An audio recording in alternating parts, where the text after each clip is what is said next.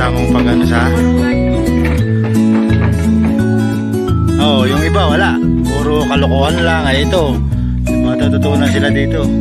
Takas na yan, no?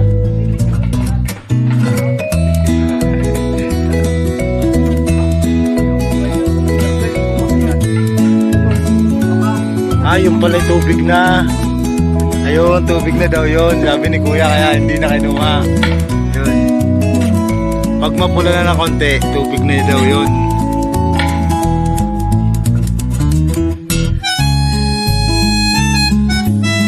Napalitan na lang. Ay, bihira naman ang nauhulog sa ganyan. Mas maganda po ito kasing ganito, kasi mababa lang yung pagkapuno niya. Hindi siya mataas.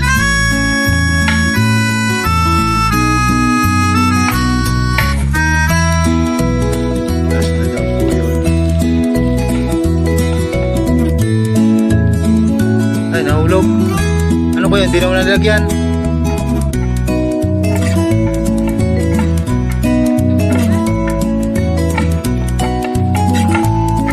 Naikot mo na yung hanggang doon, kuya.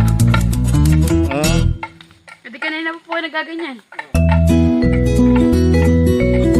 Tapos ni kuya niyan, wala na.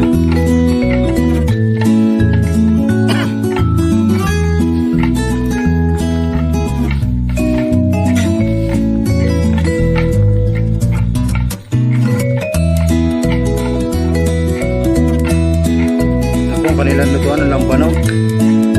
Yan. Ano po ito, kuya? Kuha? Okay.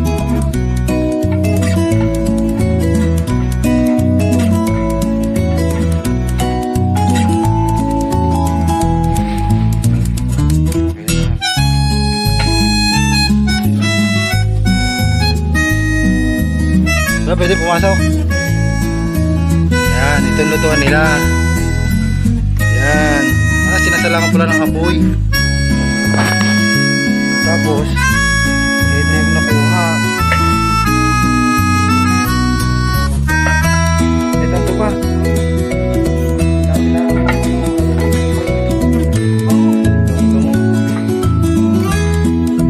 Yan, ganyan daw po. Kayo po gumawa niyan.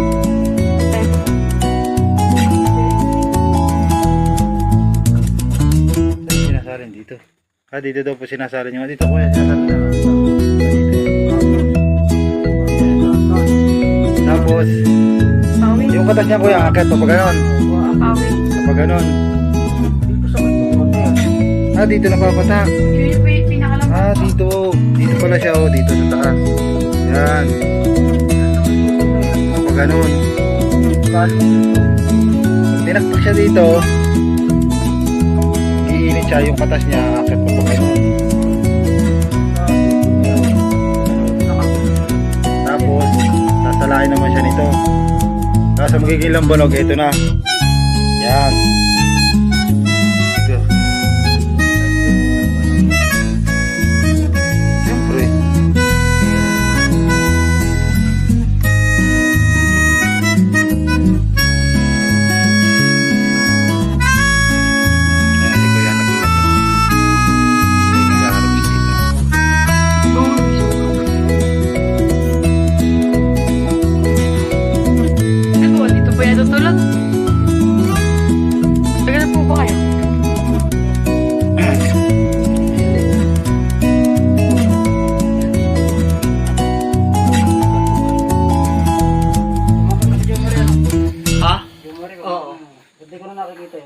Nasa Bulacan na yun.